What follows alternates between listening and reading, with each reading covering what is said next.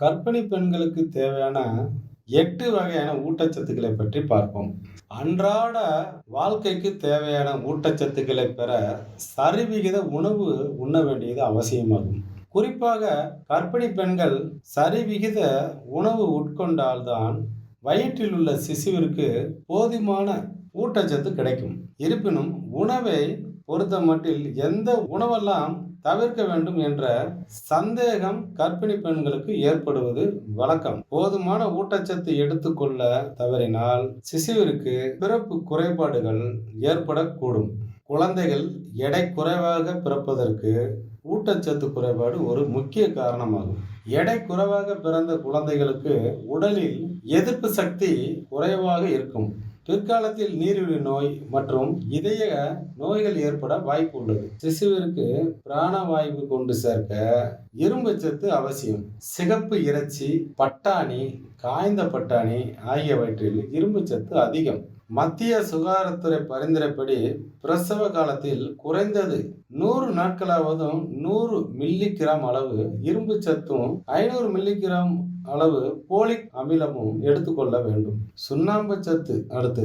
உறுதியான எலும்புகள் மற்றும் பற்களுக்கு சுண்ணாம்பு சத்து அவசியம். சீஸ், யோகர்ட், பால் மற்றும் மத்தி மீனில் சுண்ணாம்பு சத்து அதிகம் உள்ளது. கர்ப்பிணி பெண்கள் நாள் ஒன்றுக்கு 1000 மில்லிகிராம் அளவு சுண்ணாம்பு சத்து எடுத்து கொள்ள வேண்டும். வைட்டமின் B6 கொழுப்பு, புரதம் மற்றும் மாவு சத்துக்களை நமது உடல் சீராக பயன்படுத்த B6 வைட்டமின் உதவுகிறது. பறவை இறைச்சி, மீன், முட்டை, காய்கறிகள், வாழைப்பழம், முழு தானிய வகைகள் ஆகியவற்றில் வைட்டமின் B6 காணப்படும்.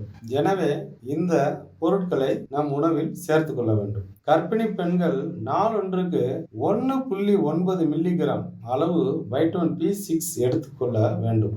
வைட்டமின் டி சுண்ணாம்பு சத்தை கிரகிக்க வைட்டமின் டி உதவும். குழந்தைகளோட எலும்புகள் வளர வைட்டமின் டி தேவை. பால், மீன்கள் மற்றும் சூரிய வெளி மூலம் வைட்டமின் டி பெறலாம். கர்ப்பிணி பெண்கள் நாளொன்றுக்கும் 0.015 மில்லிகிராம் அளவு வைட்டமின் டி எடுத்துக்கொள்ள வேண்டும். 5. போலட் சிசுவின் உடலில் புரதம் மற்றும் இரத்தம் தயாரிக்க இந்த வைட்டமின் உதவும். பிறவியில் ஏற்படும் நரம்பு மண்டலம் குறைபாடுகளை தவிர்க்க உதவும். கீரை வகைகள், பருப்பு வகைகள், பட்டாணி, பீன்ஸ் ஆகியவற்றில் அதிகம் காணப்படும். சிசுவிற்கு பிறவியில் ஏற்படும் நரம்பு மண்டல குறைபாடுகளை தவிர்க்க பிரசவ காலத்தின் முதல் 12 வாரங்களில் 200 மில்லிகிராம் போலட் எடுத்துக்கொள்ள வேண்டும். 6.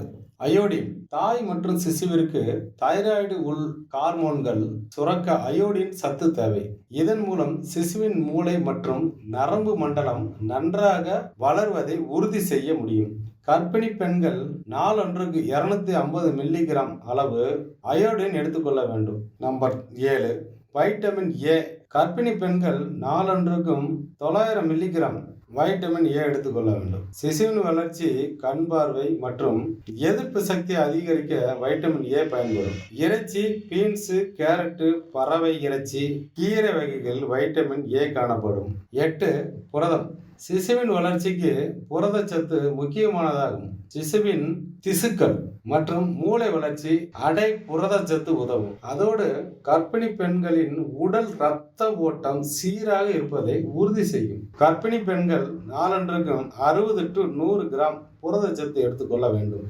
மீன், இறைச்சி, பறவை இறைச்சி, பீன்ஸ், சீஸ், டோஃபு, பால் மற்றும் பருப்பு வகைகளில் புரதச்சத்து அதிகம் காணப்படும். இன்று கர்ப்பிணி பெண்களுக்கு தேவையான ஊட்டச்சத்துக்கள் என்ன ஊட்டச்சத்துக்கள் என்பதை இன்று நாம் பார்த்தோம்.